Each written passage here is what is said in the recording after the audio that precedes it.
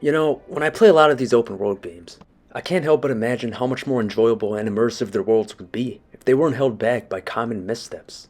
You know what I mean? I'm talking about the endless filler, fluff, tutelage, tedium, teasing, poopla, and flat out repetitive bullshit that plagues most of them.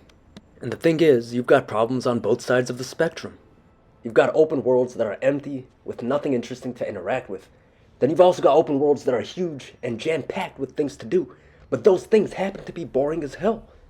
And the biggest problem that most of these games suffer from is a lack of interesting side activities to do, and also a lack of rewarding exploration. Ghost of Tsushima, Death Stranding, and Metal Gear Solid The Phantom Pain, and pretty much any recent Ubisoft title come to mind the quickest. And here's the thing, these are all good games. There's nothing fundamentally wrong with them. You know, they're fun to play, except for maybe Death Stranding, but their open worlds are just so unexciting to explore that they would have been way better off as focused linear experiences with all the open world fat cut out. Ghost of Tsushima is a hell of a lot of fun gameplay wise, and they nailed the aesthetic, but the open world just feels lifeless. You might stand on a mountaintop and feel a sense of awe and wonderment, thinking about all the exciting secrets, characters, hidden areas, and rewards and stories that await you. But when you actually explore the world, you realize that it's just a hollow shell. A really beautiful shell, but hollow nevertheless. The idea of having a bird lead you to a collectible is an awesome idea, but once you realize that there are like 50 of them, and it plays out the same way each time, it loses its magic really quickly and feels contrived, rather than feeling like it's part of a dynamic world. There's a lack of incentive to go out and explore because the destinations aren't rewarding. The fact that you feel so far removed emotionally from the characters, partly due to how the cutscenes are so half-assed and look like this, all zoomed out at these weird angles, with characters just standing in one place like mannequins while talking lifelessly, doesn't help with making the game's world feel engaging either.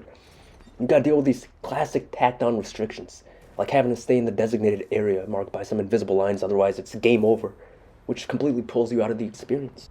And then you got the Phantom Pain, which is perfect gameplay wise, but would have been a million times better if it was linear rather than open world, because the open world added absolutely nothing to the game. It actually took away from it by giving the game's world a bland, empty, and soulless feel to it, where it was a chore to traverse from one dull, empty area to another in the hopes of stumbling upon something worthwhile, instead of just another plain old base camp.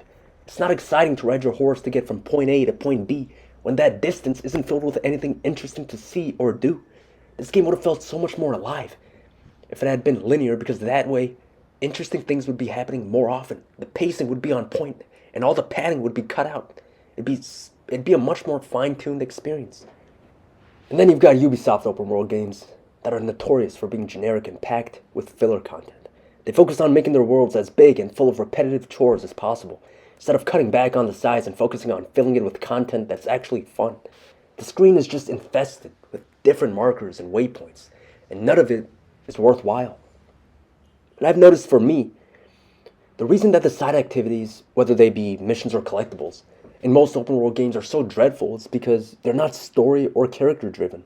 When these activities don't serve the story or characters, it feels pointless. It's like, why am I doing this? Why am I collecting this random feather? Why am I going around spray painting this crap on walls? Why am I stopping the same car chase for the 100th time? It all feels redundant, soulless, like you're turning your brain off and just completing off a checklist rather than feeling connected to what's happening. And in a nutshell, this is why I tend to prefer linear games, because in linear games, again, interesting things happen more frequently, and everything feels like it's there to serve the story and characters. They're usually more tightly crafted, with better pacing, and lack the trivialities that plague open world games. You know, a lot of these open world games are at odds with wanting to give the player freedom in its open world, while also wanting to tell a very linear and focused story. And if not done right, that leads to a game with extremely restrictive mission design, like in Red Dead Redemption 2, where each mission spells out exactly what you need to do and plays out like an instruction manual, leaving no room for you to be creative and figure out how to complete an objective. It shackles you from being able to tackle objectives the way you want. Don't get me wrong, Red Dead Redemption 2 is actually one of my favorite games of last generation, but its flaws are often overlooked, and it feels like the game practically plays itself because of how everything is spelled out for you during missions. And see, again, linear games don't usually suffer from this because you're in a smaller space in linear games, so developers are more comfortable with leaving it up to the player to figure out what to do, since you can't really get lost because the pathway is already carved out for you. Even in semi-open world games like God of War are able to strike a balance between offering the player the freedom to explore as they please, while also having them go down a linear pathway without feeling like those two goals are contradicting one another. It's a damn shame that Red Dead Redemption 2's mission structure was so restrictive because this is genuinely the most impressive open world I've ever seen, just in terms of how interactable the world is, and the sheer amount of detail that even the most astute of players wouldn't notice. The fact that the strange man's still uploading videos like these, 3 years after the game was released, is proof enough of this. But come on, instead of the most trivial details, like having horsey balls shapeshift depending on the temperature, I reckon that effort would have been better allocated into maybe making the controls not feel like ass, adding some variety to the gameplay, and improving the mission structure. Things that are actually important to making the game fun to play. Now on a more positive note, let me introduce you to this masterpiece known as Batman Arkham City, which is actually 10 years old now but puts most recent open world titles to shame. This game had aura. It literally did everything right when it came to designing an open world. You flowed between objectives organically instead of having missions separated by waypoints on the map. Every objective organically led to the next. Oh look, somebody just shot a bullet here. So now it makes sense to follow the trajectory of that bullet to see where it came from. Okay, the trajectory led me here, and I now know that the Joker was behind all this, but the building's loaded with explosives and is about to explode, so let me GTFO and find Joker to find out if he knows anything about this Protocol 10 nonsense that Hugo's been babbling about. And I'm going to find out where Joker is, not by following some waypoint artificially placed on the map by the developers, but rather by using a radio frequency tied to the story that indicates how far you are from him, which is a subtle change but makes the game so much more immersive. All the missions were connected seamlessly, and while roaming the open world, it felt like the story and characters still had an impact because you'd have characters in the background talking about the recent events that took place in the story.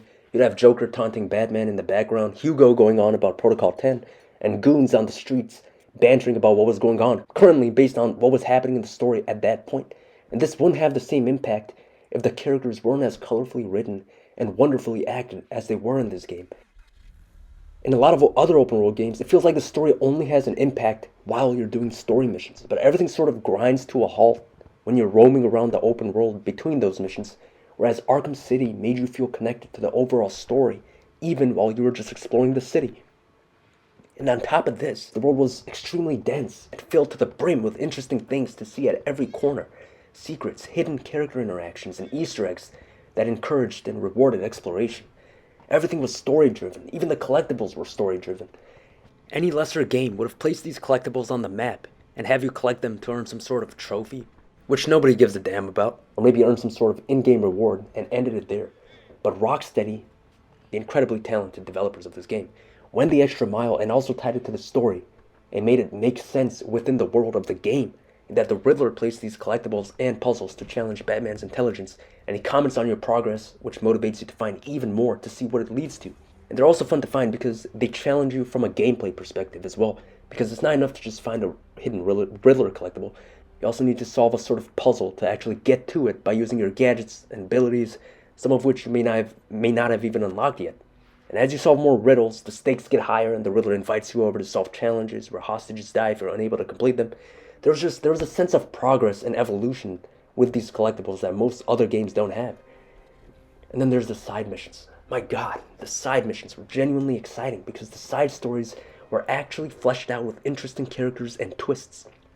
They had just as much polish and passion poured into them as the main story missions did. You also stumbled upon them organically, which can't be overlooked. There wouldn't just be an icon on the map saying, here, hey, come here to trigger a side mission. No, you'd be gliding around and you'd hear a phone ringing, which would arouse your curiosity, and you'd answer it and find out that it's Zaz and he's holding hostages. You'd drop into an alleyway and find this dead body and start the hunt for a serial killer. The way these stories would play out was so well done. I don't even want to spoil what happened with the serial killer storyline, just in case some of you haven't played this game yet, for some reason. You know, the game didn't hold your hand by spelling out everything you had to do to complete an objective. The map wasn't just filled with waypoints and markers telling you what to do, where to go. It just gave you a general objective and left it up to you to figure out how to complete it. And it also had one of the most memorable boss battles in video games, where you had to fight Mr. Freeze. You know, for me, the best boss battles are the ones that make you think, and this game did something that was completely unheard of. It actually had the boss adapt to your tactics, so you couldn't do the same thing twice. You had to figure out how to use all of your gadgets and abilities you've learned up until that point to figure out how to take him down. And I'm getting too excited here and going off topic. Just this game did everything so well. In a nutshell, interesting things were just constantly happening in this world, and everything felt like it was there to serve the story and characters, which made it feel like all the in-game activities had a purpose, and nothing felt like it was just there just for the sake of prolonging the game or filling the world with meaningless fluff. And then there's also so many things I didn't even mention about this game, like the incredible music, beautiful backdrop of Gotham City that added to the atmosphere, powerful sound effects, voice acting, art direction, pacing, the insane level of polish. Everything is just of the highest quality and just comes together perfectly to suck you into that world. So yeah, and by the way, a quick disclaimer. The point of this video wasn't to shit on these games just for the sake of it. I'm making this video out of love, because I've seen how fun and impactful these games can be when they're done right. I just want to call out some of the problems I'm seeing again and again, with open world games specifically, because I see so much untapped potential within this genre. So yeah, and I also just felt like so many games go the open world route just for the sake of it, even though that game would have worked way better if it was linear. Anyway, thank you for watching, thank you for listening. You have my gratitude.